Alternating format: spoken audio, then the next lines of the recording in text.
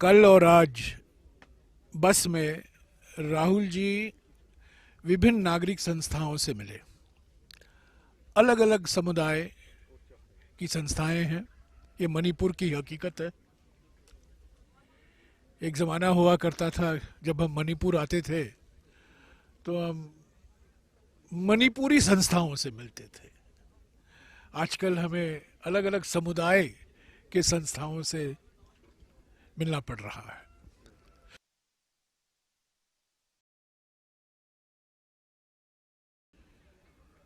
सभी लोगों ने एक मेमोरेंडम पेश किया राहुल जी को। सभी ने कहा, ये मांग की कि मणिपुर में एक संवेदनशील, पारदर्शी, जवाबदेही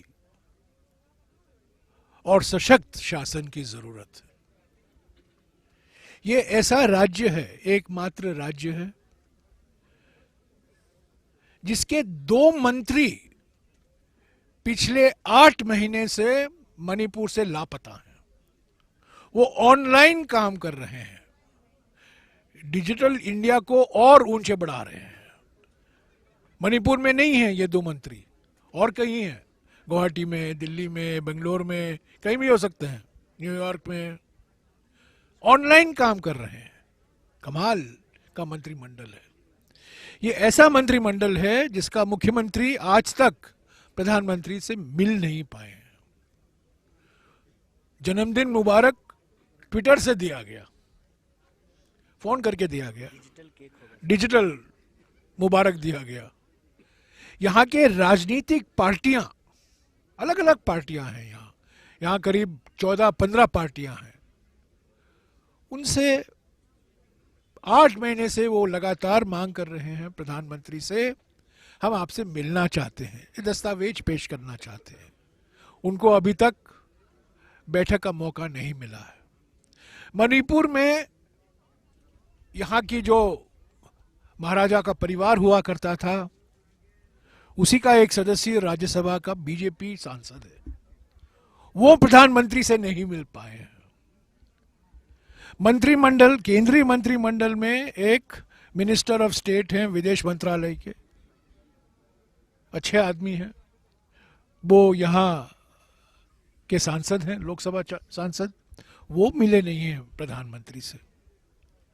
कोई ऑल पार्टी मीटिंग नहीं बुलाई है प्रधानमंत्री ने। और आप सब लोग जानते हैं, कांग्रेस पार्टी ने अविश्वास प्रस्ताव लाया लोकसभा में अगस्त के महीने में। एकमात्र उद्देश्य था उस अविश्वास प्रस्ताव का, और वो एकमात्र उद्देश्य ये था कि प्रधानमंत्री अपनी चुप्पी तोड़े मणिपुर पर।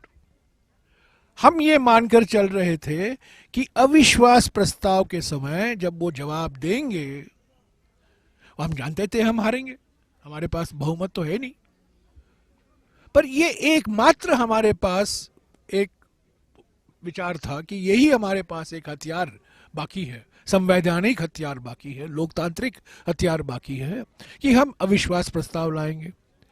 प्रधानमंत्री ने 123 मिनट का भाषण दिया, उसमें 3.5 मिनट उन्होंने मणिपुर का जिक्र किया, और वो भी ऐसे कोई बड़ी बात नहीं कही। तो सभी लोगों ने, सभी संस्थाओं ने राहुल जी से यही मांग की कि ये शासन में संवेदनशीलता आनी चाहिए, प्रधानमंत्री को मणिपुर आना चाहिए। और सभी ने मांग की कि बजट सत्र में कांग्रेस पार्टी और राहुल जी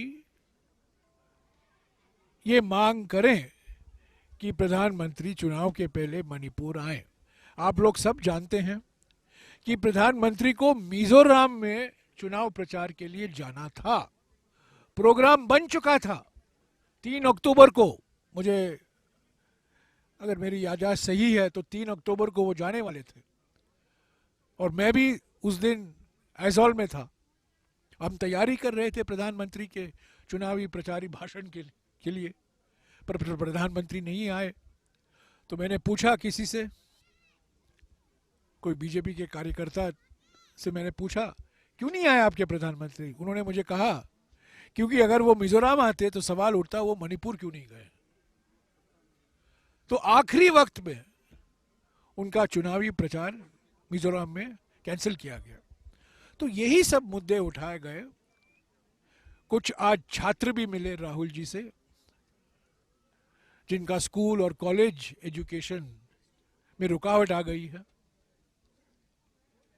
जैसा कि कन्हैया कुमार जी ने कहा, एक ट्रक ड्राइवर मथुरा का भी मिला राहुल जी से, ऐसे ही मुलाकात हुई।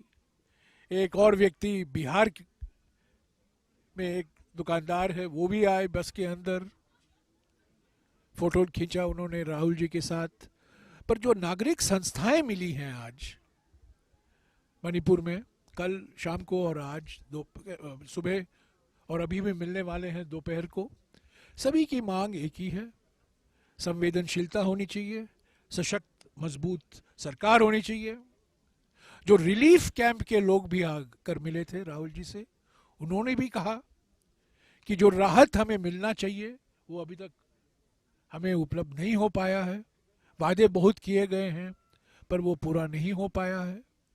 और सभी ने कहा कि राहुल जी को कि आप एक बार पहले भी आ चुके हैं, अभी भी आए हैं, आपका स्वागत है। हम पहचानते हैं कि आप हमारी दर्द और पीड़ा को महसूस करते हैं। क्योंकि बार बार राहुल जी ने जो कहा है और मैंने भी दोहराया है और कन्हैया जी ने भी कहा है, मणिपुर की पीड़ा, मणिपुर की संकट देश की पीड़ा और देश की संकट है। ये सिर्फ मणिपुर तक सीमित मसला नहीं है। ये बंटवारे की राजनीति जो की गई है, ध्रुवीकरण की राजनीति जो की गई है, समाज को बांटने की राजनीति जो विश्वास रखती है आरएसएस और बीजेपी, उसी का नतीजा हम देख रहे हैं। फरवरी 2022 में मैं इम्फाल में 1 महीने तक रुका था जब चुनाव चल रहा था। भारतीय जनता पार्टी को 2/3 बहुमत मिली, 2/3 अभूतपूर्व जनादेश मिला उनको। और देखिए 1 साल के अंदर वो जनादेश क्या हुआ। 3 मई से आप देख रहे हैं मणिपुर में जो सामाजिक सद्भावना दिखाई दे रहा था वो बिगड़ गई है। लाखों लोग, परिवार विस्थापित हो चुके हैं। 300 से भी ऊपर लोग मारे गए हैं। तो इस वातावरण में भारत जोड़ो न्याय यात्रा का आना, सभी समुदाय के लोगों ने इसका स्वागत किया है कल और आज सुबह।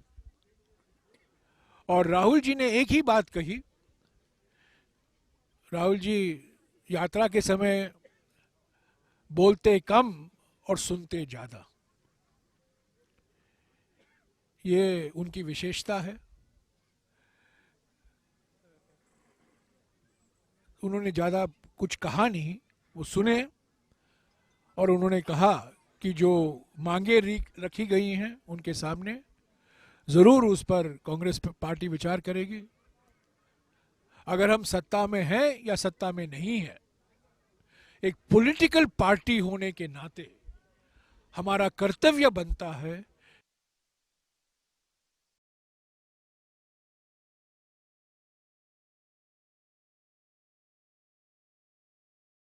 बीजेपी की सरकार हो और किसी पार्टी की सरकार हो, उस पर दबाव हम बरकरार रखें कि जो लोगों की मांग है, लोगों की जो चिंता है, उसको सही तरीके से राज्य सरकार और केंद्र सरकार सही नीतियों के द्वारा लोगों के जो सवाल हैं उनका जवाब देना उनका भी कर्तव्य बनता है। बिल्कुल हम उठाते रहे हैं, पार्लियामेंट में भी उठाए हैं, अविश्वास प्रस्ताव के समय भी हमने उठाए थे, राहुल जी भी उठाए थे, हमारे कांग्रेस अध्यक्ष भी उठाए थे, सारे हमारे वक्ता, हमारे पार्टी के वक्ता उठाए थे। हमारी पार्टी मणिपुर में उठाती रही है, हमेशा एकमात्र आवाज है सामाजिक सद्भावना के लिए, सशक्त संवेदनशील सरकार के लिए सिर्फ कांग्रेस पार्टी ही ये मांग उठा रही है।